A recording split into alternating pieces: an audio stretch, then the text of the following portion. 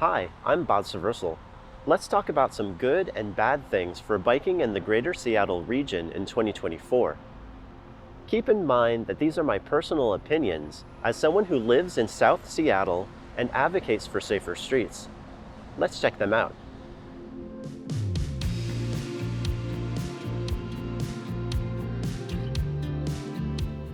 Bad. Bike route detours. Detours on bike routes around construction and maintenance should be done much better. During closures along busy routes like the Lower Spokane Street Bridge, Pike and Pine Street on Capitol Hill, and more, people biking were left to use unclear detours. This led people into dangerous situations, like going the wrong way in traffic or riding on narrow sidewalks.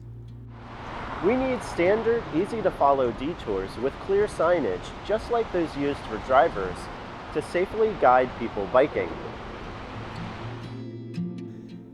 Good. Even better bike lanes program.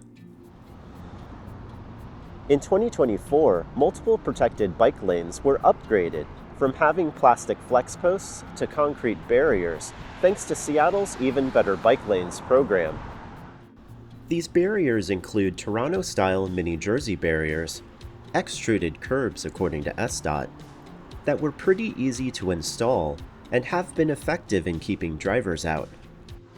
A special shout out to Councilmember Tammy Morales for obtaining funding for this program specifically to upgrade bike lanes in South Seattle. We'll miss her advocacy for traffic safety and more. Bad. Seattle Waterfront. Just like in 2023, it was difficult to bike around the Seattle waterfront in 2024. With all of the construction going on and lack of safe bike facilities to use, riding a bicycle felt chaotic, forcing riders to choose between crowded pedestrian areas and highway traffic. That said, much of the bicycle infrastructure is expected to be complete and open for use in 2025. It was pretty bad in 2024, but I'm looking forward to using the new bike infrastructure once it is finished. Good. Eastrail connections. Eastrail continues to get new connections, and more are on the way. In 2024, the 8th Street Bridge opened and gave Eastrail a direct connection to the 2 line of the Link Light Rail, which opened earlier in the year. King County Parks announced it will convert the old Wilburton trestle to part of the trail, and Snohomish County was authorized to start work on the Centennial Trail South. It's been exciting to see the progress on this project to create a continuous trail system linking much of the east side. Bad. Bike Bellevue abandonment. The biggest disappointment of 2024 is the abandonment of the Bike Bellevue plan. Opponents filed an ethics complaint against the project manager, and though the report found he did nothing wrong, he was removed anyways. Bellevue City Council decided to reject bike lanes if they involved removing a traffic lane, only as a quote, last resort. Opponents even convinced the Transportation Department to put bike routes farther away from useful corridors. The fight to create options for people so they're not forced to drive everywhere is tough. And in Bellevue, the opposition is powerful and well-funded. Good. South Seattle infrastructure projects. It's been wonderful to see the progress of bicycle infrastructure projects in South Seattle. The MLK Way protected bike lanes and upgrades to the Rainier Valley North-South Greenway were completed, and construction started on the Beacon Hill bike route, Georgetown to Downtown, Georgetown to South Park, and East Marginal Way projects. These projects are important to establishing a safe bike network throughout South Seattle that will allow people to connect with the rest of the city. Bad. Online discourse by advocates. I think advocates need to change the way we talk about infrastructure projects online. It's easy to complain and be angry about disappointing designs, especially when we're emotionally invested in a local project. But sometimes that negative attention can overshadow the benefits and cede ground to opponents of bike projects. We should give feedback and point out the adjustments we want, while also explaining the positive impacts for the average person. It's difficult, but we need to make better arguments. Good. Downtown Seattle connectivity. It's become much easier to bike around downtown Seattle thanks to multiple upgrades and projects that were completed in 2024.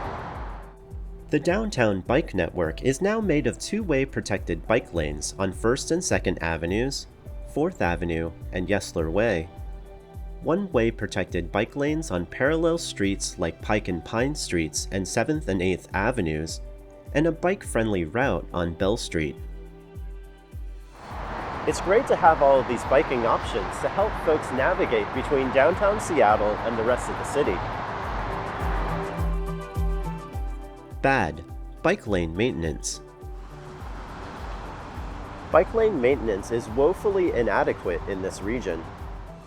Flex posts get hit and destroyed, debris wash into bike lanes creating puncture hazards, snow and leaves are pushed into bike lanes creating slippery conditions, and maintenance requests take too long to fulfill.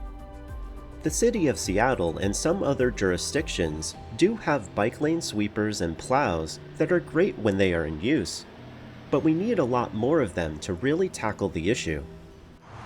We shouldn't have to deal with these types of hazards. Good. Lake Washington Boulevard.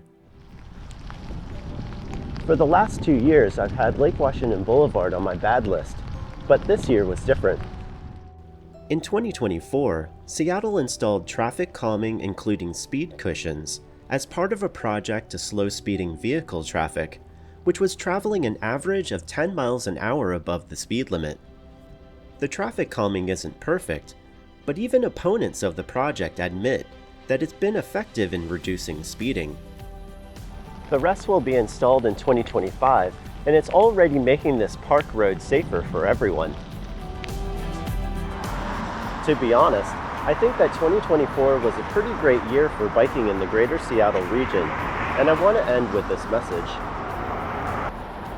To everyone who advocated for safer bike routes, informed others about local issues, attended community meetings, volunteered at events, organized people, used your bike to help others in need, or even inspired people to go riding both in the Seattle area and beyond, thank you. Knowing that there are people like you working to make biking safer and more enjoyable inspires me to do my advocacy. I appreciate everything you do and hope you find success in 2025. Thanks for watching. I'll see you next year.